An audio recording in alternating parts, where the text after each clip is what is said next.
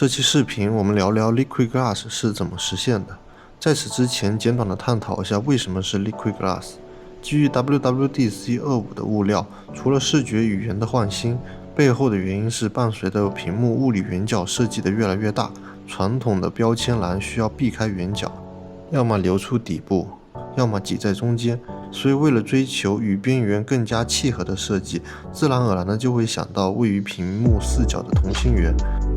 但是这样会占用更多的显示高度，为了减轻对内容界面的侵入感，苹果选择了 Liquid Glass。 这是一张置换贴图，白色的部分会使底图向负方向偏移一定的单位，黑色的部分则会向正方向偏移。通过置换贴图，我们可以对背景进行一定的扭曲。想要模拟折射的效果，可以先使界面拉伸缩小，再将边缘处拉伸放大，这样便得到了一个透镜的效果。因为操作中会将界面缩小，所以需要预先对界面做一定系数的统一缩放处理，这样就与 Liquid Glass 的效果几乎一致了。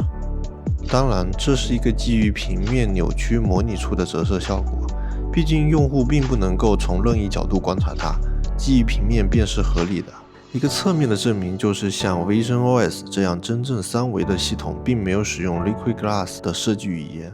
同时置换模拟出来的折射效果也可以避免很多真实折射中无法预料的问题。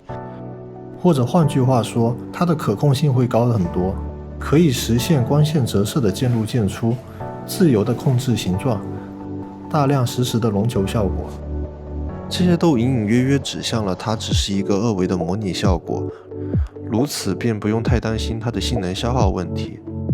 但 Liquid Glass 真的要控制很多参数，毛玻璃只有虚化程度和遮罩的明暗， Liquid Glass 还要加上折射程度、遮罩的颜色等等，造成的结果就是一个画面里真的很容易出现各种各样的玻璃效果。不知道未来会不会将折射程度、虚化程度和某种参数建立统一的关系自动调节，比方说和整个页面出现玻璃的面积占比绑定，占比高时模糊，占比低时透明，这样就总能在滑动开始或结束时展示光线的流转，又能保持良好的可读性。目前还有一个问题，就是截图录屏与手机状态的脱节。就拿此次最出圈的两个特点来说， Liquid Glass 带来的边缘高光， 3D 照片跟随陀螺仪的改变透视，分享时这些效果脱离了手机本体的状态，变得有碍观瞻。或许截图录屏之后可以使用更多的管线分层渲染，把这些多余的效果都去掉。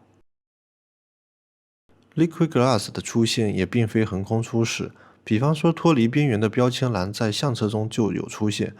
折射效果也在 WWDC23 的物料、iPhone 16E 的宣传预告、Name Drop 等等中露过面。种种新奇的元素真的成为了主角，回望过去，不禁感叹现在已经出发了很远。